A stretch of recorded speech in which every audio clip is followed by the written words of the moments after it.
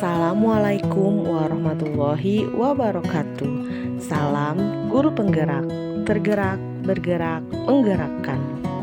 Perkenalkan, saya Sri Ardawati, calon guru penggerak angkatan 9 tahun 2023 dari SMA Negeri 3 Sumbawa Besar yang berlokasi di Kabupaten Sumbawa, Provinsi Nusa Tenggara Barat.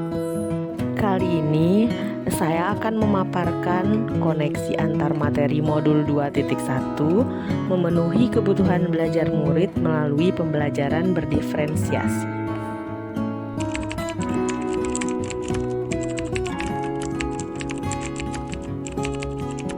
Sebelum saya mempelajari modul 2.1 ini, saya menganggap bahwa pembelajaran berdiferensiasi mustahil untuk dilakukan dengan berbagai keragaman yang ada pada murid. Setelah saya mempelajari modul ini, saya dapat memahami hal apa saja yang menjadi dasar pembelajaran berdiferensiasi. Pembelajaran berdiferensiasi adalah respon terhadap keragaman yang menimbulkan kebutuhan belajar yang berbeda. Keragaman kebutuhan belajar pada murid dikategorikan menjadi 3 aspek, yaitu 1. Kesiapan belajar, 2. Minat belajar, dan yang ketiga adalah profil belajar. Kesiapan belajar atau readiness adalah kapasitas untuk mempelajari materi, konsep, atau keterampilan baru. Tomlinson menjelaskan 6 perspektif cara untuk menentukan tingkat kesiapan belajar murid melalui tombol equalizer, di mana terdapat 6 tombol, yaitu bersifat mendasar ke bersifat transformatif, konkret ke abstrak, sederhana ke kompleks, terstruktur ke terbuka, tergantung ke mandiri, dan lambat ke cepat. Pada kesiapan belajar terdapat istilah scaffolding, yaitu suatu teknik pembelajaran di mana murid diberikan sejumlah bantuan, kemudian perlahan-lahan diadakan pengurangan terhadap bantuan tersebut, hingga murid pada akhirnya dapat menunjukkan kemandirian yang lebih besar dalam proses pembelajarannya. Minat merupakan suatu keadaan mental yang menghasilkan respon terarah kepada suatu situasi atau objek tertentu yang menyenangkan dan memberikan kepuasan diri. Tomlinson mengatakan bahwa tujuan melakukan pembelajaran yang berbasis minat diantaranya adalah sebagai berikut. 1. Membantu murid menyadari bahwa ada kecocokan antara sekolah dan kecintaan mereka sendiri untuk belajar. 2. Mendemonstrasikan keterhubungan antara semua pembelajaran. 3. Menggunakan keterampilan atau ide yang dikenal murid sebagai jembatan untuk mempelajari ide atau keterampilan yang kurang dikenal atau baru bagi mereka. Dan yang keempat, meningkatkan motivasi murid untuk belajar. Profil belajar mengacu pada cara-cara bagaimana kita sebagai individu paling baik belajar. Tujuan dari mengidentifikasi atau memetakan kebutuhan belajar murid berdasarkan profil belajar adalah untuk memberikan kesempatan kepada murid untuk belajar secara natural dan efisien. Profil belajar murid terkait dengan banyak faktor antara lain: 1. Preferensi terhadap lingkungan belajar, 2. Pengaruh budaya, 3. Preferensi gaya belajar, dan yang keempat, preferensi berdasarkan kecerdasan majemuk.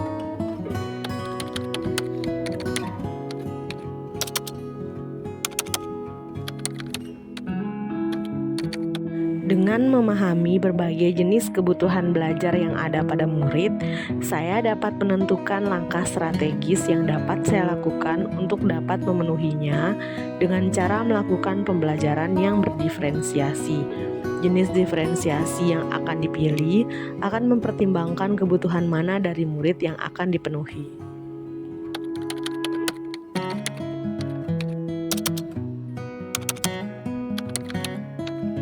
Karena saya percaya setiap murid berhak mendapatkan pendidikan secara adil. Kata adil bukan menyeragamkan pembelajaran, namun meragamkannya sehingga setiap murid dapat berkembang sesuai potensi yang dimiliki melalui cara yang paling efektif bagi dirinya. Menurut Ki Hajar Dewantara, untuk menciptakan pembelajaran yang bermakna bagi murid, maka sebagai pendidik harus memperhatikan kodrat alam dan kodrat zaman pada murid. Pembelajaran berdiferensiasi adalah bentuk berpihak pada murid.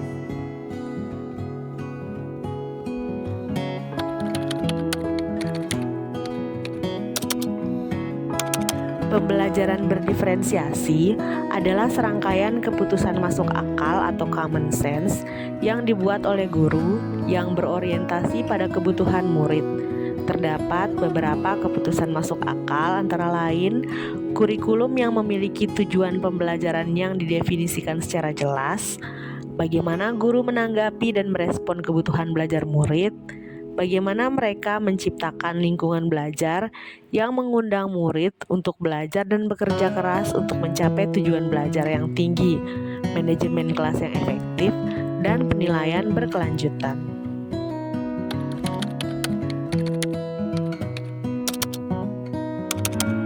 Terdapat 3 teknik pelaksanaan pembelajaran berdiferensiasi. 1. Diferensiasi konten. 2. Diferensiasi proses. 3. Diferensiasi produk. Diferensiasi konten berkaitan dengan apa yang dipelajari murid. Diferensiasi proses berkaitan dengan bagaimana murid berupaya memahami ide dan informasi.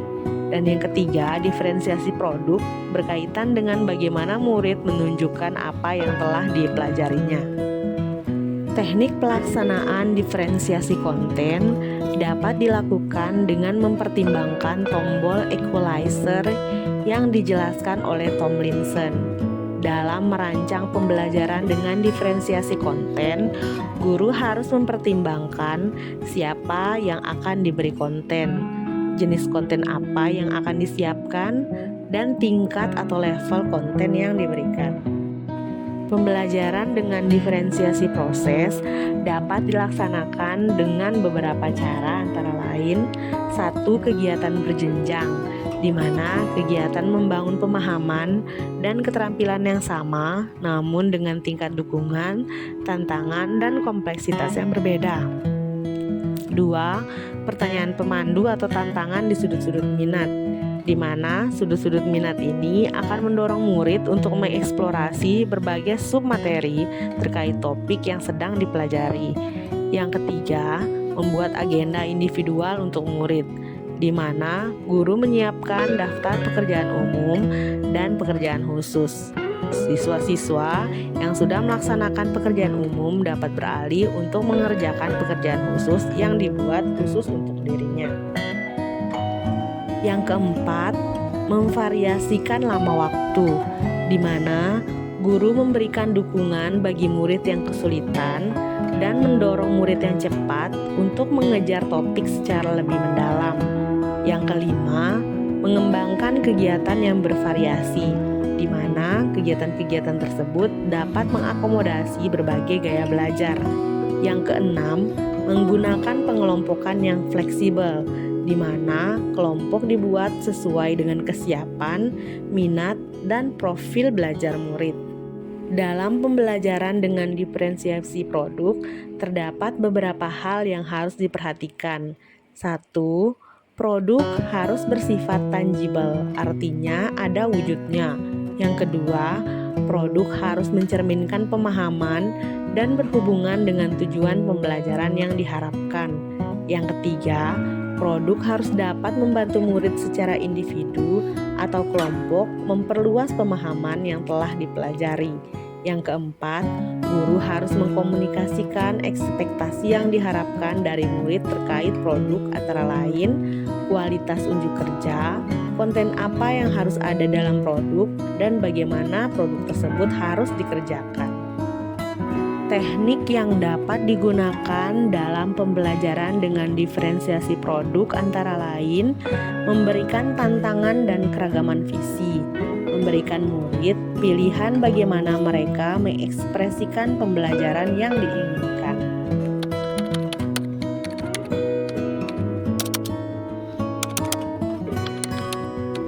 Dengan terpenuhinya ketiga aspek kebutuhan belajar murid, Melalui pembelajaran berdiferensiasi, maka akan dapat meningkatkan hasil belajar murid, karena murid dapat menguasai materi baru sesuai tingkat kesiapannya. Murid dapat terlibat secara aktif karena pembelajaran berhubungan dengan minatnya, dan murid dapat belajar secara alami karena pembelajaran dirancang sesuai profil belajarnya.